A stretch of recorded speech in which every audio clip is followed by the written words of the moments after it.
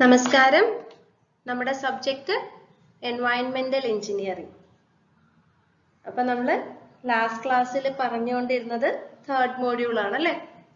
Waste water engineering അല്ലെങ്കിൽ sanitary engineering അല്ലേ? അപ്പൊ അതിൽ നമ്മൾ ഡിസ്കസ് ചെയ്തത് സീവർ അപ്പർട്ടനൻസസിനെ കുറിച്ചാണ്. അതായത് നമ്മുടെ പൈപ്പില് വേസ്റ്റ് വാട്ടർ ക്യാരി ചെയ്യുന്ന പൈപ്പില് നമ്മൾ എന്തൊക്കെ ഡിവൈസസ് കൊടുക്കും? എന്തിനാണത് കൊടുക്കുന്നത്? For the efficient and smooth operation അല്ലേ? ക്ലോഗിംഗ് ഒന്നും വരാതെ, അതായത് തടസ്സങ്ങളൊന്നും വരാതെ സ്മൂത്ത് ആയിട്ട് പൈപ്പിലൂടെ ഒഴുകണം.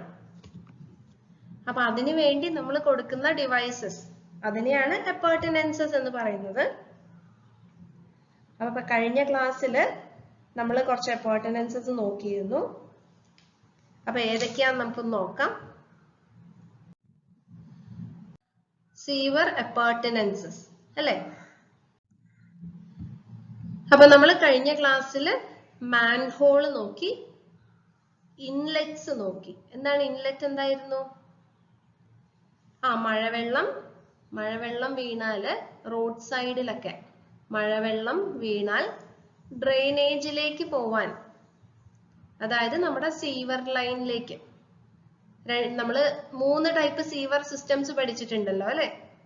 Separate system, combined system, partially separate system. അപ്പോൾ മഴവെള്ളം വീണാൽ അത് ആ ഒരു സിസ്റ്റത്തിലേക്ക്, അതിപ്പോ കമ്പൈൻഡ് ആയിക്കോട്ടെ അല്ലെങ്കിൽ സെപ്പറേറ്റ് സിസ്റ്റം ആയിക്കോട്ടെ, അപ്പൊ അതിലേക്ക് പോവാൻ വേണ്ടി നമ്മൾ കൊടുക്കുന്ന റോഡ് സൈഡിൽ കൊടുക്കുന്ന ഓപ്പണിങ്സ് അല്ലെ, ഗ്രേറ്റിംഗ് ഒക്കെ വെച്ച് നമ്മൾ കൊടുക്കുന്ന ആ ഒരു ഓപ്പണിങ്, അതാണ് ഇൻലെറ്റ്. പിന്നെ ഇൻലെറ്റിലൂടെ വെള്ളം വീഴുമ്പോ ആ വെള്ളത്തിൽ എന്തൊക്കെ അടങ്ങിയിട്ടുണ്ടാവും? സോയിൽ പാർട്ടിക്കിൾസ് ഉണ്ടായിരിക്കും, സിൽറ്റ് പാർട്ടിക്കിൾസ് ഒക്കെ ഉണ്ടായിരിക്കും അല്ലെ? അപ്പൊ ആ പാർട്ടിക്കിൾസിനെയൊക്കെ, സിൽറ്റ് പാർട്ടിക്കിൾസിനെയൊക്കെ ക്യാച്ച് ചെയ്യാൻ വേണ്ടി, പിടിക്കാൻ വേണ്ടി കൊടുക്കുന്ന ബേസിൻ, അതാണ് ക്യാച്ച് ബേസിൻ. അപ്പൊ ആ വെള്ളം ആദ്യം വന്ന് ഒരു ചേംബറിലേക്ക് വീഴും, എന്നിട്ട് അവിടുത്തെ സിൽറ്റ് പാർട്ടിക്കിൾസ്, ആ വെള്ളത്തിൽ അടങ്ങിയിട്ടുള്ള സിൽറ്റ് പാർട്ടിക്കിൾസ് ഒക്കെ താഴോട്ട് സെറ്റിൽ ചെയ്യും അല്ലെ? എന്നിട്ട് സിൽറ്റ് ഇല്ലാത്ത നല്ല വെള്ളം എന്ത് ചെയ്യും? നമ്മുടെ സീവറിലേക്ക് ഒഴുകും. അങ്ങനത്തെ ഒരു മെക്കാനിസത്തിന് വേണ്ടിയാണ് ക്യാച്ച് ബേസിൻ കൊടുത്തത്. പിന്നെ അടുത്ത് നമ്മൾ നോക്കിയത് ഫ്ലഷിംഗ് ടാങ്ക് അല്ലെ? ഫ്ലഷിംഗ് ടാങ്ക് എന്തിനായിരുന്നു? നമ്മൾ ഫ്ലഷ് ചെയ്യാം, നമുക്ക് അറിയുന്ന ഒരു വാക്കാണ് ഫ്ലഷിംഗ് അല്ലെ? ഇപ്പൊ ടോയ്ലറ്റിലൊക്കെ പോയ ഫ്ലഷ് ചെയ്യുന്നത് എന്താണ്? ഒരുപാട് വെള്ളം ഒന്നിച്ചു വരിക, അപ്പൊ എന്തെങ്കിലും അഴുക്കൊക്കെ ഉണ്ടെങ്കിൽ ഒറ്റയടിക്ക് അങ്ങ് പോവും അല്ലെ? അതേ മെക്കാനിസം തന്നെയാണ് സീവറിനകത്തും. അപ്പൊ നമ്മൾ ആ മെക്കാനിസം ഇന്നലെ കണ്ടു. ഒരു സൈഫൺ മെക്കാനിസം ആണ് കൊടുക്കുന്നത് അല്ലെ? അപ്പൊ വെള്ളം അതിനകത്ത് വരും, ഫ്ലഷിംഗ് ടാങ്കിൽ വരും. ഒരു പരിധിയിൽ കൂടിക്കഴിഞ്ഞാൽ തനിയെ എന്ത് പറ്റും? ഈ വെള്ളം സീവറിലേക്ക് ഫ്ലഷ് ചെയ്യും. അപ്പൊ അവിടെ എന്തെങ്കിലുമൊക്കെ കുടുങ്ങി കിടക്കുന്നൊക്കെ ഉണ്ടെങ്കിൽ പെട്ടെന്ന് തന്നെ ആ ക്ലോഗ് ചെയ്ത് നിൽക്കുന്നതൊക്കെ പോകും. അതാണ് ഫ്ലഷിംഗ് ടാങ്ക്. പിന്നെ റെഗുലേറ്റേഴ്സും നമ്മൾ ഇന്നലെ നോക്കിയിരുന്നു അല്ലെ? റെഗുലേറ്റേഴ്സ് നമ്മൾ 3 ടൈപ്പ് ഓഫ് റെഗുലേറ്റേഴ്സ് നോക്കി. എന്തിനായിരുന്നു റെഗുലേറ്റർ കൊടുക്കുന്നത്? നമ്മുടെ കമ്പൈൻഡ് സീവറിന്റെ കേസില് സ്റ്റോം വാട്ടർ എക്സസ് ആയി കഴിഞ്ഞാൽ, ഒരു പരിധിയിൽ കൂടുതൽ സ്റ്റോം വാട്ടർ ആയാൽ കമ്പൈൻഡ് സീവറിന് താങ്ങാൻ പറ്റില്ല. അപ്പോ ആ ബാക്കി വരുന്ന മഴവെള്ളം ഡൈവേർട്ട് ചെയ്ത് കൊടുക്കണം അല്ലെ? ബാക്കി വരുന്ന മഴവെള്ളം വേറൊരു സീവർ ലൈനിലേക്ക് ഡൈവേർട്ട് ചെയ്ത് കൊടുക്കണം. അപ്പൊ അങ്ങനെ ഡൈവേർട്ട് ചെയ്ത് കൊടുക്കാൻ വേണ്ടി ഉപയോഗിക്കുന്നതാണ് റെഗുലേറ്റേഴ്സ്. നമ്മൾ ഇന്നലെ 3 ടൈപ്പ് ഓഫ് റെഗുലേറ്റേഴ്സ് ഒക്കെ നോക്കിയിരുന്നു. ഓർമ്മയില്ലേ പേരുകളൊക്കെ? ഒന്ന് ഓവർഫ്ലോ വിയർ, പിന്നൊന്ന് ലീപ്പിംഗ് വിയർ, പിന്നെ സൈഫൺ സ്പിൽവിംഗ്. അങ്ങനെ 3 ടൈപ്പ് ഓഫ് റെഗുലേറ്റേഴ്സ് നോക്കി അതിന്റെ ഡയഗ്രം ഒക്കെ നോക്കിയതാണ് അല്ലേ? ഓക്കെ, അപ്പൊ ഇന്ന് നോക്കാനുള്ളത് ബാക്കിയുള്ള appurtenances ആണ് നമുക്ക് നോക്കാം. ഓക്കെ, അപ്പൊ ആദ്യം ഇൻവേർട്ടഡ് സൈഫൺ. എന്താണ് ഇൻവേർട്ടഡ് സൈഫൺ എന്ന് നമുക്ക് നോക്കാം. It is constructed when sewer is to cross a natural water course or railway track or such other obstructions. അതായത് നമ്മുടെ സീവറിൽ ക്യാരി ചെയ്യുന്നത് വേസ്റ്റ് വാട്ടർ ആണല്ലോ. അപ്പൊ ആ ഒരു സീവർ ഒരു നാച്ചുറൽ വാട്ടർ കോഴ്സ്, അതായത് ഒരു പുഴയോ അല്ലെങ്കിൽ ഒരു ലേക്ക്, അങ്ങനെ ഒരു നാച്ചുറൽ വാട്ടർ കോഴ്സിനെ ക്രോസ് ചെയ്യേണ്ടി വന്നാൽ, അതായത് കുറുകെ പോകേണ്ടി വന്നാൽ, അക്രോസ് ആയിട്ട് പോകേണ്ടി വന്നാൽ, അല്ലെങ്കിൽ റെയിൽവേ ട്രാക്കിന്, ഇപ്പൊ റെയിൽവേ ട്രാക്ക് പോകുന്നുണ്ട്, ആ റെയിൽവേ ട്രാക്കിന് അക്രോസ് ആയിട്ട് നമ്മുടെ സീവറിന്റെ പൈപ്പ് ലൈൻ പോകേണ്ട ആ അവസ്ഥ വരും. അപ്പൊ അങ്ങനത്തെ ഒരു കേസിൽ നമ്മൾ കൊടുക്കുന്നതാണ് ഇൻവേർട്ടഡ് സൈഫൺ എന്ന് പറയുന്നത്. Okay, so it runs under pressure. അപ്പൊ ഇൻവേർട്ടഡ് സൈഫണില് പ്രഷർ വെച്ചാണ് ഫ്ലോ നടക്കുന്നത്. നമ്മൾ മുന്നേ പഠിച്ച സീവർ എന്ന് പറയുന്നത് ഗ്രാവിറ്റി ഫ്ലോ ആണ് അല്ലെ? അതായത് നമ്മള് ലെയിനിലൊക്കെ പറഞ്ഞിരുന്നു, സീവറിൽ കഴിയുന്നതും നമ്മൾ ഗ്രാവിറ്റിയുടെ അടിസ്ഥാനത്തിലാണ് വേസ്റ്റ് ഒഴുക്കി വിടുന്നത്. പക്ഷേങ്കിൽ ഇൻവേർട്ടഡ് സൈഫണിന്റെ കേസില് പ്രഷറിലാണ് സീവേജ് ഒഴുകുന്നത്. ഓക്കെ, ഈ റെയിൽവേ ട്രാക്ക് മാത്രമല്ല, ഇപ്പൊ റോഡിന് കുറുകെ പോകേണ്ടി വന്നാൽ ഒക്കെ നമ്മൾ ഇടുന്നതാണ് ഈ ഇൻവേർട്ടഡ് സൈഫൺ. ഈ സൈഫൺ എന്ന് പറയുന്ന വാക്ക് എവിടെ കണ്ടാലും അതിന്റെ ഒരു ഷേപ്പിന് ഒരു പ്രത്യേകതയുണ്ട്, അതാണ് വ്യത്യാസം. അതായത് നമ്മൾ ആ ഒരു യു ഷേപ്പ് കണ്ടില്ലേ, അതുപോലെ ഇങ്ങനൊരു ഷേപ്പാണ്, കണ്ടോ? ഈ ഒരു ഷേപ്പിന്റെ പ്രത്യേകതയാണ് സൈഫൺ എന്ന് വിളിക്കുന്നത്. കണ്ടോ, അതാണ് siphon. So it is made of one or more number of cast iron pipes or RCC pipes. അപ്പൊ എങ്ങനെയാണ് ഇൻവേർട്ടഡ് സൈഫൺ ഉണ്ടാക്കിയിട്ടുള്ളത്? നമ്മുടെ കാസ്റ്റ് അയൺ പൈപ്പ് വെച്ചിട്ട്, മെറ്റീരിയൽ കാസ്റ്റ് അയൺ ആണ്, അല്ലെങ്കിൽ നമുക്ക് RCCയും ഉപയോഗിക്കാം, റീഇൻഫോഴ്സ്ഡ് കോൺക്രീറ്റ് സിമെന്റും ഉപയോഗിക്കാം. പ്രഷറിലാണ് വരുന്നത്, അപ്പൊ ആ പൈപ്പിന്റെ മെറ്റീരിയൽ അത്രയും സ്ട്രോങ് ആയിരിക്കണം അല്ലെ? എന്നാലേ ആ ഒരു പ്രഷർ വിത്ത്സ്റ്റാൻഡ് ചെയ്യാൻ കഴിയും. പിന്നെ അതുപോലെ pipes are depressed below hydraulic gradient line. അപ്പൊ ഹൈഡ്രോളിക് ഗ്രേഡിയന്റ് ലൈനിന്റെ താഴെ കൂടെയാണ് ഈ ഒരു പൈപ്പ് ലൈൻ പോകുന്നത്. ഹൈഡ്രോളിക് ഗ്രേഡിയന്റ് ലൈൻ എന്താന്നൊക്കെ നിങ്ങൾക്ക് അറിയാലോ അല്ലെ?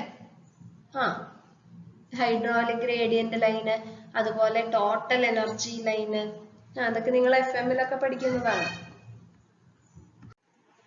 അതായത് നമ്മുടെ velocity head plus datum head അല്ലെ? അതാണ് hydraulic gradient line. Plus pressure ഹെഡും കൂടെ കൂടുമ്പോ അതെന്താവും? ടോട്ടൽ എനർജി ലൈൻ ആവും അല്ലെ?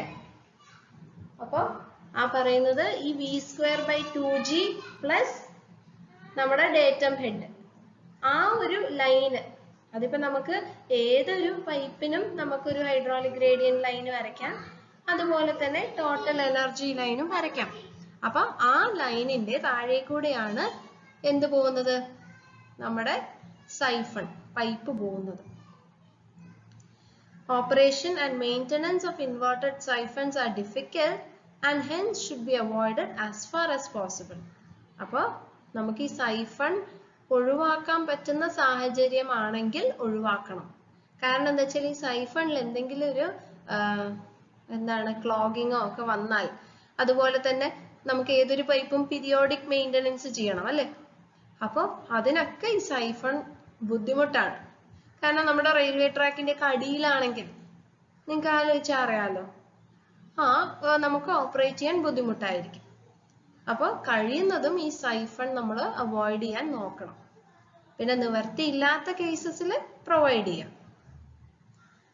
Self cleansing velocity of 1 meter per second is to be maintained to avoid deposition of solids. അപ്പോൾ സൈഫണിൽ ശ്രദ്ധിക്കേണ്ട കാര്യം എന്താണ്? ഇതാണ് സൈഫൺ പൈപ്പ് കേട്ടോ. അപ്പൊ ഈ സൈഫണിൽ ശ്രദ്ധിക്കേണ്ട കാര്യം self cleansing velocity of 1 meter per second velocity ആ ഒരു പൈപ്പിൽ മെയിൻറ്റെയിൻ ചെയ്തിരിക്കണം. ആ രീതിയിലായിരിക്കണം നമ്മൾ ഈ ഒരു പൈപ്പ് ഓറിയന്റ് ചെയ്യുന്നത്. കാരണം ആ ഒരു വെലോസിറ്റി അറ്റൈൻ ചെയ്തില്ലെങ്കിൽ ഒരുപക്ഷെ നമ്മുടെ വേസ്റ്റ് വാട്ടർ പൈപ്പിലൂടെ ഒഴുകാത്ത സാഹചര്യം വരാം. എന്നുവെച്ചാൽ അവിടെ കെട്ടിക്കിടക്കുന്ന ഒരു അവസ്ഥ വരാം. അപ്പൊ അതില്ലാതിരിക്കാൻ നമ്മളൊരു self cleansing velocity of 1 meter per second എങ്കിലും മെയിൻറ്റെയിൻ ചെയ്തിരിക്കണം. ഓക്കെ, നമുക്ക് ഈ ഒരു ഡയഗ്രാം ഒന്ന് നോക്കാം. അപ്പൊ ഇതാണ് നമ്മുടെ പൈപ്പ് അല്ലെ, സൈഫൺ. ഇതാണ് റെയിൽവേ ട്രാക്ക് എന്ന് വെക്കാം. ഓക്കെ, റെയിൽവേ ട്രാക്ക് ആവാം, അല്ലെങ്കിൽ നേരത്തെ പറഞ്ഞ നാച്ചുറൽ വാട്ടർ സോഴ്സ്, അതായത് റിവറോ അല്ലെങ്കിൽ ചെറിയ പോണ്ട്, അങ്ങനത്തെ ഏതൊരു വാട്ടർ സോഴ്സും ആവാം. ഈ വാട്ടർ സോഴ്സിന്റെ അടിയിലൂടെയാണ് പൈപ്പ് പോകുന്നത്. ഓക്കെ, അപ്പൊ നമ്മൾ ആ രണ്ട് ഭാഗത്തും എന്ത് കൊടുക്കുന്നുണ്ട്? ഒരു മാൻ ഹോള് കൊടുക്കുന്നുണ്ട്. ഇതിന്റെ അടിയിൽ നമുക്ക് ചെക്ക് ചെയ്യാൻ ബുദ്ധിമുട്ടാണ് അല്ലെ. അതുകൊണ്ട് നമ്മൾ ഈ ഒരു റെയിൽവേ ട്രാക്ക് ആണെങ്കിൽ രണ്ട് സൈഡിലും, ഈ സൈഡിലും അതുപോലെ ഇപ്പുറത്തെ സൈഡിലും, ഈ ട്രാക്കിന്റെ രണ്ട് സൈഡിലും അല്ലെങ്കിൽ വാട്ടർ സോഴ്സിന്റെ രണ്ട് സൈഡിലും മാൻ ഹോള് കൊടുക്കും. ഓക്കെ, ഇത് ഇൻലെറ്റ് മാൻ ഹോൾ ആണ്. നമുക്ക് ഇത് കൂടെയാണ് വേസ്റ്റ് വരുന്നത്. വേസ്റ്റ് പോണ ഡയറക്ഷൻ ഇതാണ്, വേസ്റ്റ് വാട്ടർ പോകുന്ന ഡയറക്ഷൻ. അപ്പൊ ഇതാണ് ഇൻലെറ്റ് മാൻ ഹോൾ, ഇത് ഔട്ട്ലെറ്റ് മാൻ ഹോൾ, അങ്ങനെയാണ് പറയുക. പിന്നെ പറയുന്നത് ഇതാണ് ഇൻലെറ്റ് പെൻ സ്റ്റോക്ക്. പിന്നെ അതുപോലെ ഇത് പെൻ സ്റ്റോക്ക്. പെൻ സ്റ്റോക്ക് എന്ന് പറഞ്ഞാൽ എന്താണ്? പൈപ്പിനെ തന്നെയാണ് പറയുന്നത്. ഇപ്പൊ നമ്മുടെ ഡാമിലൊക്കെ എന്താ പറയും? പെൻ സ്റ്റോക്ക് എന്ന് പറയും. അതായത് ഒരു പൈപ്പ്, വലിയ പൈപ്പ് നമ്മളൊരു സ്ലോപ്പിൽ വെക്കുകയാണെങ്കിൽ, ഓക്കെ, അതിനെ പെൻ സ്റ്റോക്ക് എന്നാണ് പറയുന്നത്. അപ്പൊ പെൻ സ്റ്റോക്കിലൂടെ വെള്ളം പോവും. പിന്നെ എന്താ കൊടുത്തിട്ടുള്ളത്? Duplicate cast iron pipes. അപ്പൊ അതായത് ഈ പൈപ്പിന്റെ രണ്ട് ഭാഗത്തും കാസ്റ്റ് അയൺ പൈപ്സ്, വേറെ പൈപ്പുകളും കൊടുക്കും. പിന്നെ അതുപോലെ 6 എന്ന് പറയുന്ന സീവർ ആണ്, നമുക്കറിയാമല്ലോ. ഇതാണ് നമ്മുടെ സീവർ പൈപ്പ് ലൈൻ, അത് നമ്മൾ പറഞ്ഞു. ഇത് ക്രോസ് സെക്ഷണൽ വ്യൂ ആണ്, ഇത് പ്ലാൻ വ്യൂ കേട്ടോ. അതായത് മുകളിൽ നിന്ന് നോക്കുമ്പോൾ കാണുന്നത് ഇങ്ങനെയായിരിക്കും അല്ലേ. ഇവിടെ ഒരു ഇൻലെറ്റ് മാൻ ഹോള്, പിന്നെ പൈപ്പ് നമ്മുടെ ട്രാക്കിന്റെ അടിയിലൂടെ പോകുന്നുണ്ട്. പിന്നെ ഇവിടെ ഔട്ട്ലെറ്റ് മാൻ ഹോൾ കണ്ടില്ലേ? ഇത് ഔട്ട്ലെറ്റ് മാൻ ഹോള്, ഇത് ഇൻലെറ്റ് മാൻ ഹോൾ.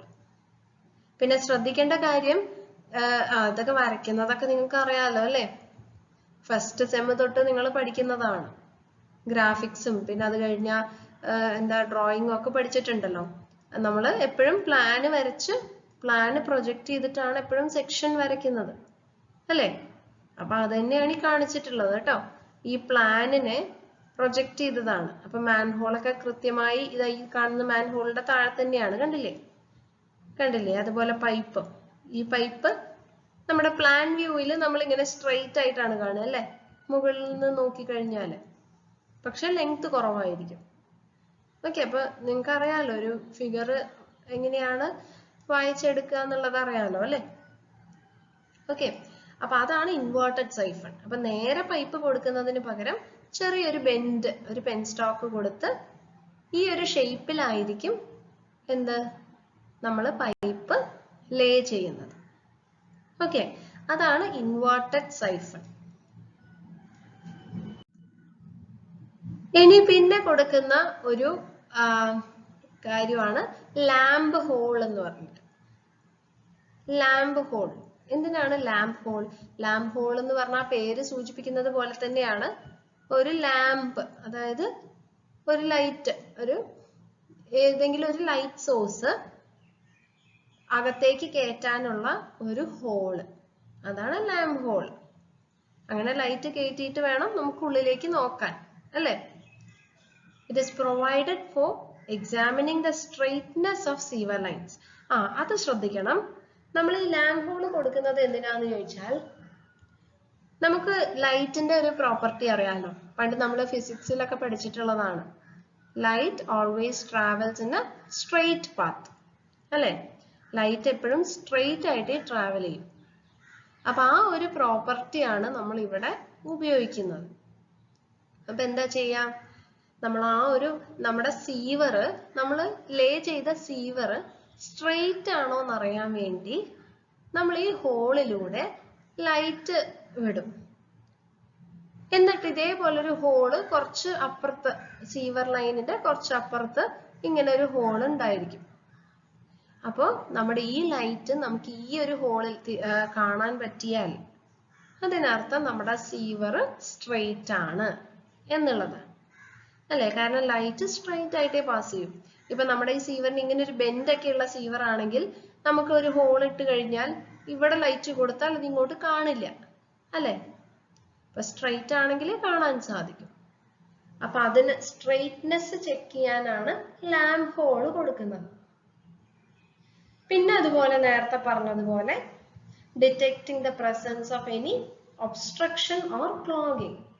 എന്തെങ്കിലും ഒബ്സ്ട്രക്ഷൻസ് ഉണ്ടോ, അതായത് തടസ്സങ്ങൾ എവിടെയെങ്കിലും. കാരണം വേസ്റ്റ് വാട്ടർ ഒഴുകുമ്പോൾ അതിൽ മുഴുവൻ വേസ്റ്റ് ആയിരിക്കും, അല്ലെ? അപ്പോ ചാൻസസ് ഓഫ് ക്ലോഗിങ് വളരെ കൂടുതലാണ്. നമ്മൾ സെക്കൻഡ് മോഡ്യൂളിൽ പഠിച്ച വാട്ടർ സപ്ലൈ എഞ്ചിനീയറിംഗിൽ ഈ ഒരു അവസ്ഥ അങ്ങനെ വരുന്നില്ല.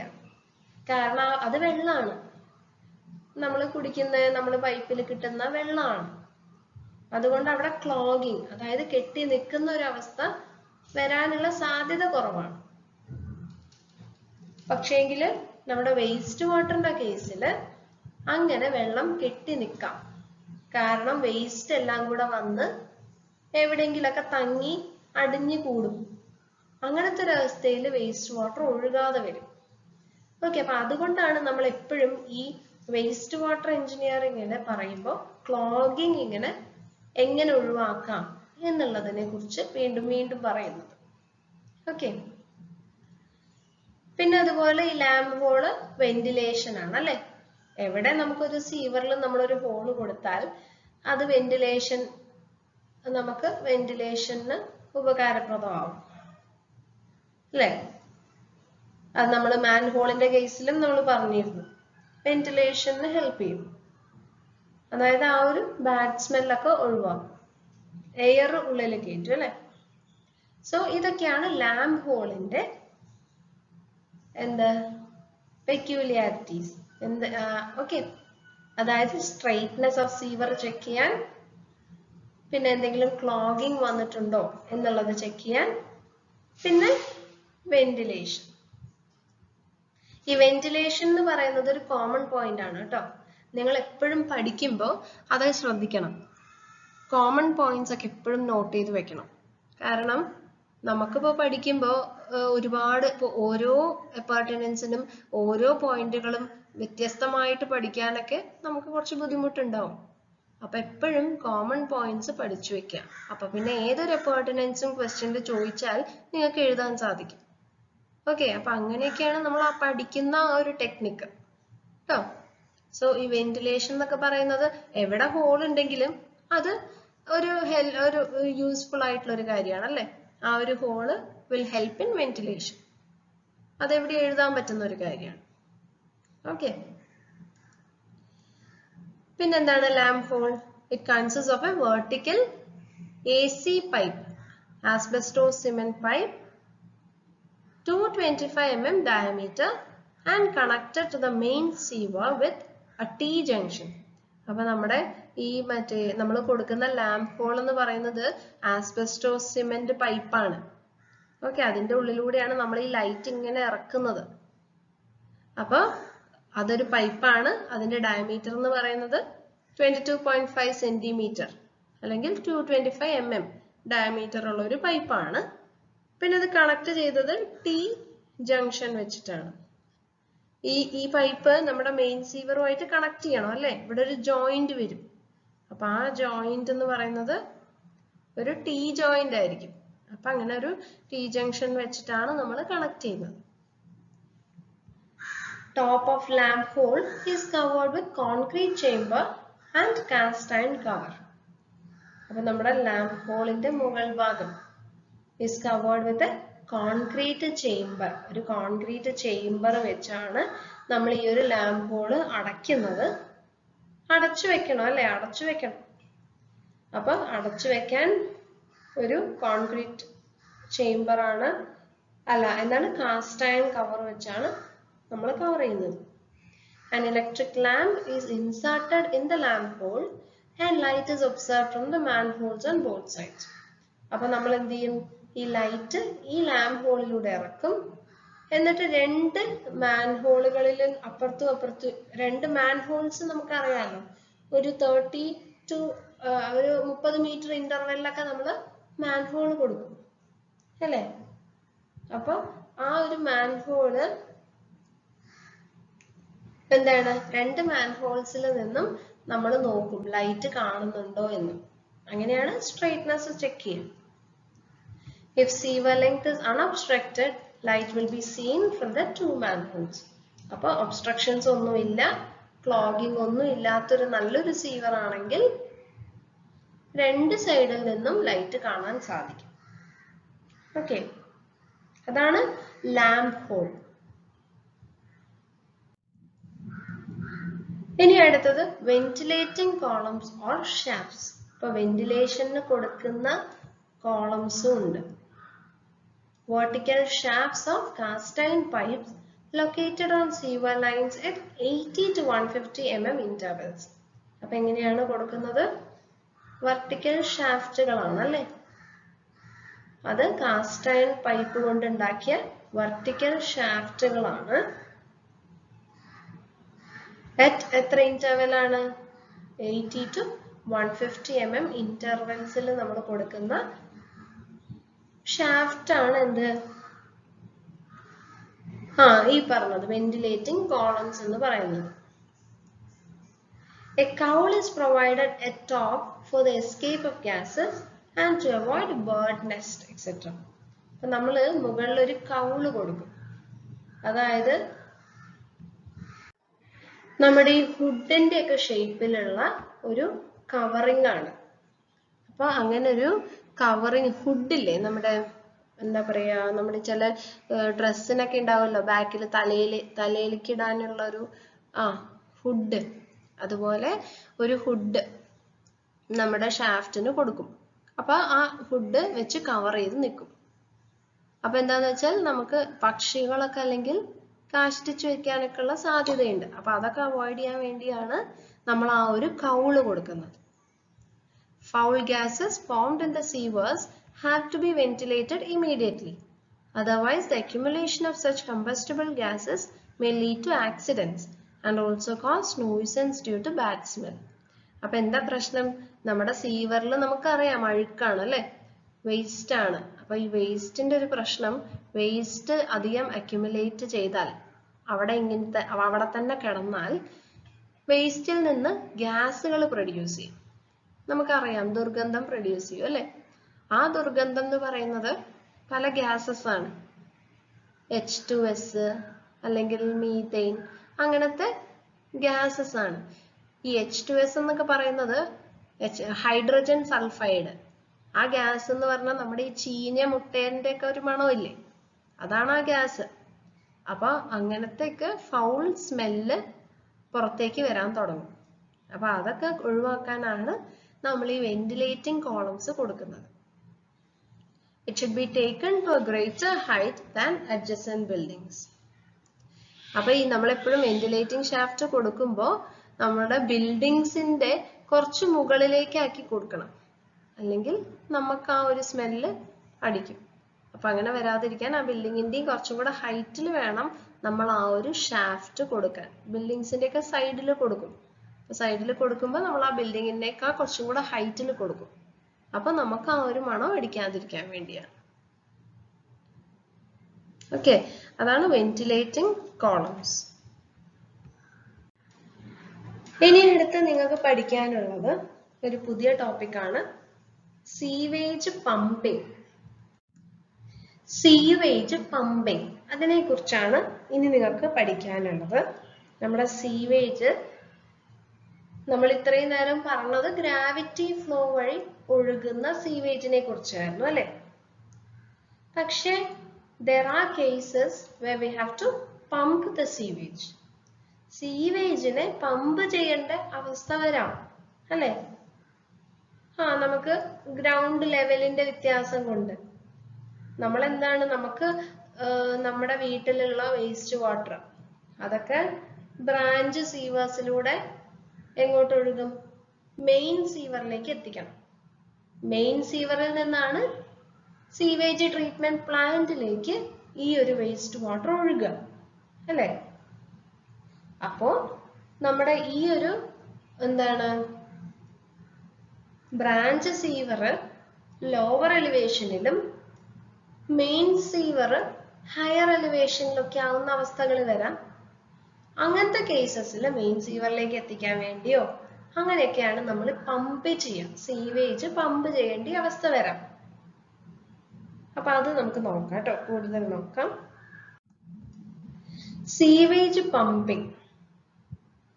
Generally, layout of sewerage system is so planned that pumping is avoided as far as possible and flow takes place by virtue of gravity. അപ്പോൾ സാധാരണ നമ്മൾ ഗ്രാവിറ്റി വഴി തന്നെയാണ് സീവേജ് കളയാൻ ശ്രമിക്കുക അല്ലേ. But in certain cases, pumping of sewage from lower level to higher level becomes unavoidable.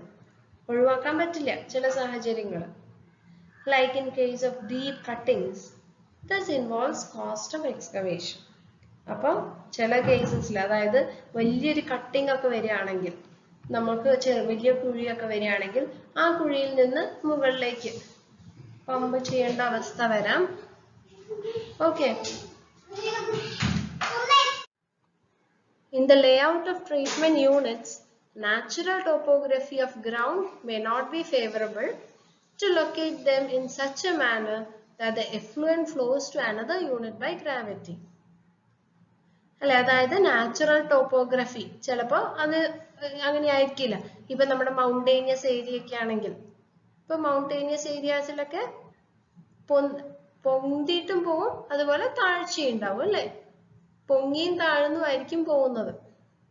അപ്പൊ അങ്ങനത്തെ കേസസിലൊക്കെ സീവേജിനെ മുകളിലേക്ക് എത്തിച്ച് ആ ഒരു പൈപ്പിലൂടെ ഒഴുക്കാൻ വേണ്ടി നമുക്ക് പമ്പ് ചെയ്യേണ്ടതായിട്ട് വരും. So in such cases also pumping becomes unavoidable. അങ്ങനത്തെ കേസസിലും നമുക്ക് പമ്പിങ് അവോയ്ഡ് ചെയ്യാൻ പറ്റില്ല. അപ്പൊ അതാണ് സീവേജ് പമ്പിങ്. അപ്പൊ നമുക്ക് അങ്ങനെ ഒരു പമ്പിങ് സ്റ്റേഷൻ കൊടുക്കേണ്ടി വരും. അപ്പൊ അങ്ങനത്തെ ഒരു പമ്പിങ് സ്റ്റേഷനിൽ വരാവുന്ന കോമ്പണൻസ് എന്തൊക്കെയാണെന്നാണ് അടുത്തത് പഠിക്കുന്നത്. നമുക്ക് ഓരോന്നായി നോക്കാം. Sump well, dry well, motor room, rising main, emergency exit pipe, automatic starter, valves, flow recorders, pumping unit. അപ്പൊ നമുക്ക് ഓരോ കോമ്പണൻസ് ആയി നോക്കാം. അപ്പൊ ആദ്യം sump well. It is also known as wet well. അപ്പൊ പമ്പിംഗ് സ്റ്റേഷനിലെ ഒരു യൂണിറ്റ് ആണ് വെറ്റ് വെൽ അല്ലെ, wet well or sump well. Sewage from low level is collected in this well. അപ്പൊ നമ്മുടെ വെല്ലിലേക്ക് കളക്ട് ചെയ്യും. സീവേജ് എന്ത് ചെയ്യും? വെല്ലിലേക്ക് കളക്ട് ചെയ്യും. ഈ ഒരു ഫിഗറിൽ ഈ കാണുന്നതാണ് നമ്മുടെ സമ്പ് വെല്ല്. ഇവിടെയാണ് നമ്മുടെ വേസ്റ്റ്, ഇൻലെറ്റിലൂടെ വേസ്റ്റ് വന്ന് കളക്റ്റഡ് ആവുക. It should have a capacity of 30 minutes average dry weather flow. അപ്പൊ ഒരു 30 മിനിറ്റ് കണ്ടിന്യൂസ് ആയിട്ട് ഡ്രൈ വെതർ ഫ്ലോ വന്നാൽ താങ്ങാനുള്ള ഒരു കപ്പാസിറ്റി ഉണ്ടായിരിക്കണം നമ്മുടെ സമ്പ് വെല്ലിന്. It is provided with a manhole and steps. അപ്പൊ നമുക്ക് ഈ ഒരു സമ്പില് മാൻഹോൾ ഉണ്ട്. ഇതാണ് മാൻഹോൾ അല്ലെ, ഇത് മാൻഹോൾ കവർ ആണ്. 2 എന്ന് പറയുന്നത് മാൻഹോൾ കവർ. അപ്പൊ ഈ മാൻഹോള് അതിന്റെ കവർ. അപ്പൊ ഇത് തുറന്നിട്ടാണ് ഒരാൾക്ക് താഴേക്ക് ഇറങ്ങാൻ സാധിക്കുക. ഈ സ്റ്റെപ്പിലൂടെയാണ് ആൾ ഇറങ്ങുക. Okay, so it is provided with a manhole and steps. Sewage is first made free from grit and floating matter by screening and further sedimenting at detritus tank so that these solids will not interfere with the functioning of the pump. അപ്പൊ നമുക്ക് pump ചെയ്യുന്ന സമയത്ത് ആ വെള്ളത്തില്, ആ ഒരു waste വാട്ടറില് floating മാറ്ററോ അല്ലെങ്കിൽ ഗ്രിറ്റോ അങ്ങനെയൊന്നും തന്നെ ഉണ്ടാവാൻ പാടില്ല. അപ്പൊ അതൊക്കെ നമ്മൾ ആദ്യമേ തന്നെ ഒഴിവാക്കും. ഓരോ ചേംബറിലൂടെ പാസ് ചെയ്യും. ഈ വേസ്റ്റ് വാട്ടർ വരുമ്പോ തന്നെ ഇൻലെറ്റിലൂടെ വരുമ്പോ ഇത് ഓരോ ചേംബറിലൂടെ, അതായത് സ്ക്രീൻ ചെയ്യും. അപ്പോൾ വലിയ വലിയ പാർട്ടിക്കിൾസ് എല്ലാം അവിടുന്ന് തന്നെ ഒഴിവാവും. പിന്നെ വീണ്ടും സെഡിമെന്റേഷൻ ചെയ്യും. അങ്ങനെ കുറച്ചുകൂടെ ചെറിയ സോളിഡ് പാർട്ടിക്കിൾസ് ഒക്കെ ഒഴിവാവും. അങ്ങനെയുള്ള ബാക്കിയുള്ള വേസ്റ്റ് വാട്ടർ ആണ് നമ്മൾ എന്ത് ചെയ്യുന്നത്, പമ്പ് ചെയ്യുന്നത്. ഓക്കെ, ഇതാണ് പമ്പ്. അപ്പൊ ഈ പമ്പിലൂടെ, ഇത് ഫൂട്ട് വാൽവ് ആണ്, അപ്പൊ ഈ പമ്പിലൂടെയാണ് പമ്പ് ചെയ്യുന്നത് വേസ്റ്റ്. ഓക്കെ, സോ സീവേജ് നമ്മൾ എന്താക്കും, ഫ്ലോട്ടിംഗ് മാറ്ററും അതുപോലെ സോളിഡ്സും ഒക്കെ ഒഴിവാക്കും. അപ്പൊ അതാണ് വെറ്റ് വെൽ ഓർ സമ്പ് വെല്ലിന്റെ പർപ്പസ്. ഇനി അടുത്തത് dry well. It is situated by the side of sump well. ഈ സമ്പ് വെല്ലിന്റെ തൊട്ട് സൈഡിൽ കാണുന്ന ഇതാണ് ഡ്രൈ വെൽ. ഓക്കെ, ഇത് സമ്പ് വെല്ല്, ഇത് ഡ്രൈ വെല്ല്. ഡ്രൈ ആണല്ലോ അല്ലെ. ഇത് വെറ്റ് വെല്ല് എന്നുള്ള ഒരു പേരും ഉണ്ട്. അപ്പൊ ഇത് വെറ്റാണ്. ഇവിടെയാണ് വേസ്റ്റ് വാട്ടർ ഒക്കെ വന്ന് നിൽക്കുന്നത്. ഇത് ഡ്രൈ വെൽ. ഇവിടെ വേസ്റ്റ് വാട്ടർ ഒന്നും പുറമേക്ക് കാണില്ല, ഈ പൈപ്പിലൂടെയാണ് ഒഴുകുന്നത്. Also known as pump room. അപ്പൊ ഡ്രൈ വെല്ലിന്റെ വേറൊരു പേരാണ് പമ്പ് റൂം അല്ലെ. പമ്പൊക്കെ ലൊക്കേറ്റ് ചെയ്ത റൂമാണ്. There should be enough working space for accommodating pump and other machines. അപ്പൊ ഈ ഒരു റൂമില് പമ്പൊക്കെ വെക്കാനുള്ള സ്പേസ് ഉണ്ടായിരിക്കണം. ഓക്കെ, അപ്പൊ അതാണ് ഡ്രൈ വെൽ. പിന്നെ അടുത്തത് motor room. Situated above the pump room and accommodates the electric motor which runs the pump. അപ്പൊ പമ്പ് റൺ ചെയ്യണമെങ്കിൽ, പമ്പ് വർക്ക് ചെയ്യണമെങ്കിൽ മോട്ടർ വേണം. അപ്പൊ മോട്ടർ ഒക്കെ പ്ലേസ് ചെയ്തിട്ടുള്ളത് മോട്ടോർ റൂമിലാണ്. അപ്പൊ മോട്ടോർ റൂമാണിത്. ഓക്കെ, ഇവിടുന്നാണ് നമ്മൾ ആ ഒരു പമ്പിനെ ഓപ്പറേറ്റ് ചെയ്യുക. പിന്നെ അടുത്തത് റൈസിംഗ് മെയിൻ ആണ്. Sewage after pumping is taken to the gravity sieve located at a higher level. അപ്പൊ നമ്മുടെ ഈ സീവേജ് പമ്പ് ചെയ്തതിന് ശേഷം ഇത് ഗ്രാവിറ്റി സീവറിലേക്ക് എടുക്കും. ഈ 10 എന്ന് എഴുതിയത് ഇവിടെ കാണിച്ചിട്ടില്ല. 10 എന്ന് എഴുതിയത് ഗ്രാവിറ്റി സീവറിലേക്കാണ്. അപ്പൊ നമ്മുടെ ഈ ഒരു പൈപ്പ് എന്ത് ചെയ്യും, ഗ്രാവിറ്റി സീവറിലേക്ക് എടുക്കും. Okay, rising main may be made up of cast iron pipes. അപ്പൊ ഈ rising main cast iron pipe വെച്ചൊക്കെയാണ് നമ്മൾ ഉണ്ടാക്കുക. കാരണം എപ്പോഴും നമുക്ക് പ്രഷറിൽ നമുക്ക് വെള്ളം കൊടുക്കേണ്ട ഒരു അവസ്ഥയില്,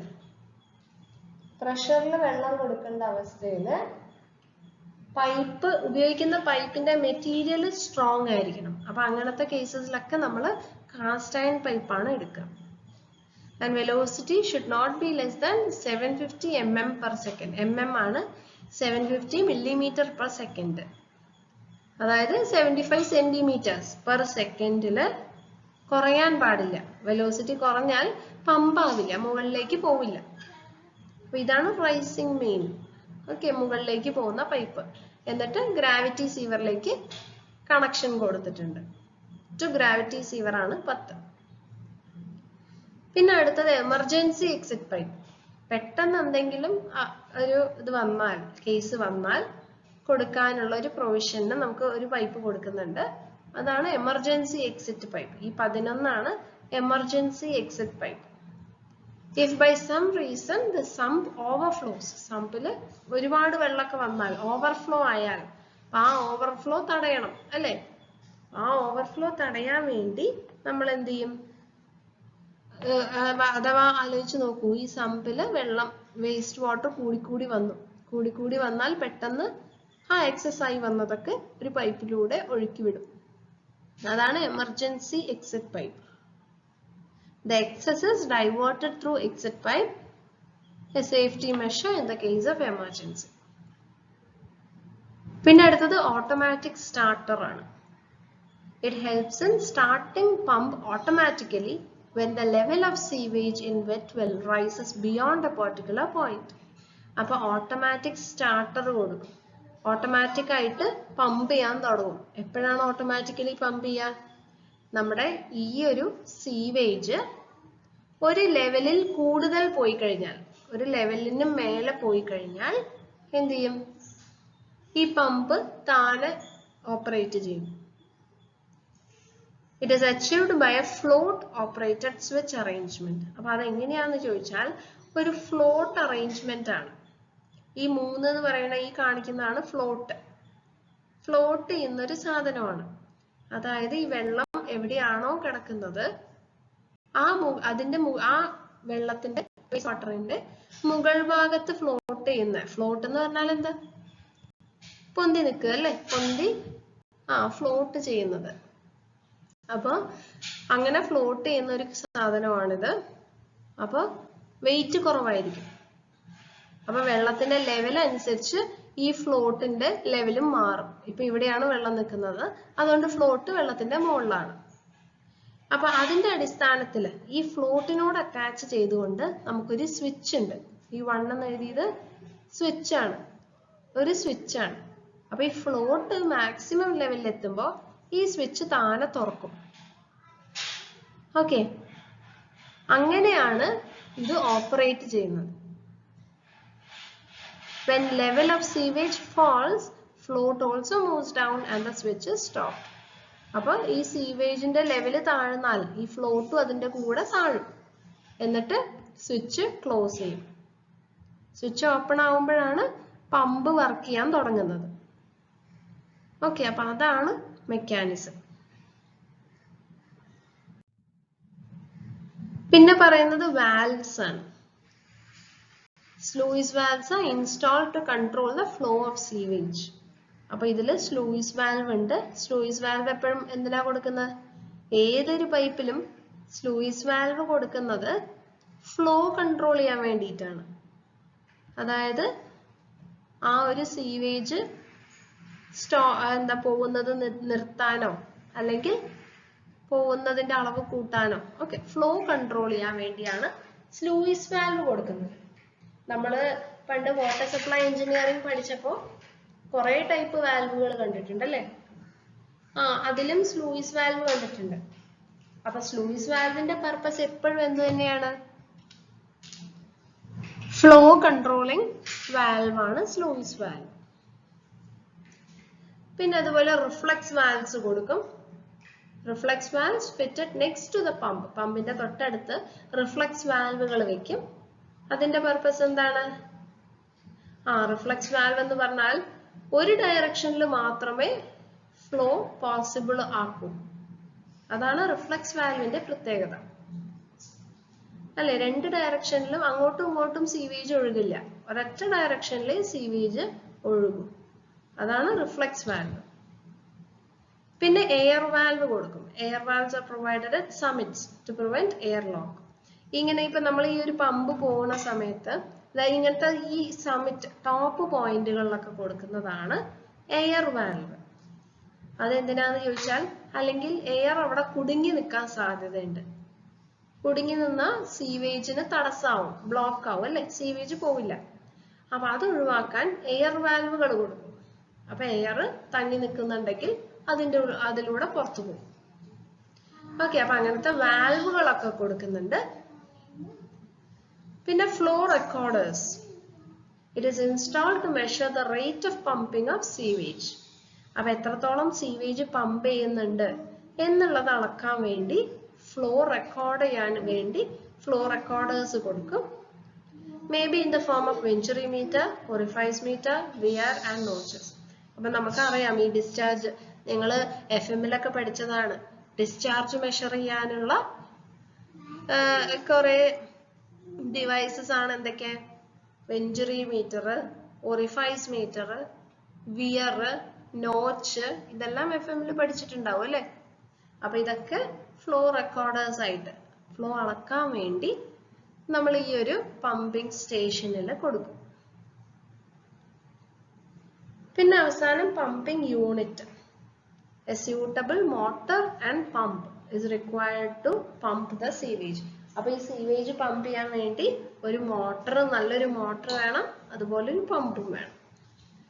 Total power required for pumping is divided into smaller units so that each can be separated during minimum flow, average flow and maximum flow. അതായത് നമ്മുടെ ആ ഒരു ടോട്ടൽ പവർ നമ്മൾ കുറെ യൂണിറ്റ്സ് ആയിട്ട്, ചെറിയ ചെറിയ യൂണിറ്റുകളായിട്ട് ഡിവൈഡ് ചെയ്യും. അപ്പൊ എന്താ വെച്ചാൽ നമുക്ക് മിനിമം ഫ്ലോയ്ക്ക് നമുക്ക് ഒരു പവർ കൊടുക്കാം, ആവറേജ് ഫ്ലോയ്ക്ക് ഒരു പവറിൽ നമുക്ക് ആവറേജ് ഫ്ലോ വേണമെങ്കിൽ അത് പോസിബിൾ ആക്കാം, അല്ല മാക്സിമം ഫ്ലോയ്ക്ക് വേറൊരു പവർ നമുക്ക് സെറ്റ് ചെയ്ത് വെക്കാം. ഓക്കെ, അങ്ങനെ പല ടൈപ്പ്, അതായത് ഇപ്പൊ നമ്മള് എന്താ പറയാ, നമ്മുടെ സ്പീഡ് റെഗുലേറ്റ് ചെയ്യുമല്ലോ, അതുപോലെ തന്നെ ഫ്ലോയിന്റെ അടിസ്ഥാനത്തിൽ നമുക്ക് പവറും മാറ്റാൻ സാധിക്കും. Also there should be 50% stand by. ശ്രദ്ധിക്കേണ്ട കാര്യം, നമ്മൾ എവിടെ എന്ത് ഡിസൈൻ ചെയ്യുകയാണെങ്കിലും ഒരു സ്റ്റാൻഡ് ബൈ വെക്കണം. അതായത് എങ്ങാനും നമ്മൾ ഒരു പമ്പ് വർക്കിംഗ് ആയില്ലെങ്കിൽ വേറൊരു പമ്പ് അഡീഷണൽ കൊടുക്കണം. കാരണം സീവേജ് വേസ്റ്റ് വാട്ടർ നമുക്ക് ഈ പമ്പ് ശരിയാക്കുന്നത് വരെ തടഞ്ഞു വെക്കാൻ സാധിക്കില്ല, എന്നും നമുക്ക് വേസ്റ്റ് വരുന്നുണ്ട് അല്ലെ? അപ്പൊ അഥവാ ഈ പമ്പ് കേട് വന്നാൽ വേറൊരു പമ്പിലൂടെ വേസ്റ്റിനെ കടത്തിവിടാൻ സാധിക്കണം. അതാണ് സ്റ്റാൻഡ് ബൈ. അപ്പൊ അങ്ങനെ ഒരു സ്റ്റാൻഡ് ബൈ എപ്പോഴും നമ്മൾ കരുതിയിരിക്കണം. ഓക്കെ, അപ്പൊ ഇതാണ് ഒരു പമ്പിംഗ് സ്റ്റേഷനിൽ കാണുന്ന മെയിൻ കോമ്പണന്റ് പാർട്സ്. ഓക്കെ, അപ്പൊ നമുക്കിനി അടുത്ത ക്ലാസ്സിൽ ഡിഫറെന്റ് ടൈപ്സ് ഓഫ് പമ്പ്സ് എന്തൊക്കെയാന്നൊക്കെ നോക്കാം. Okay, thank you.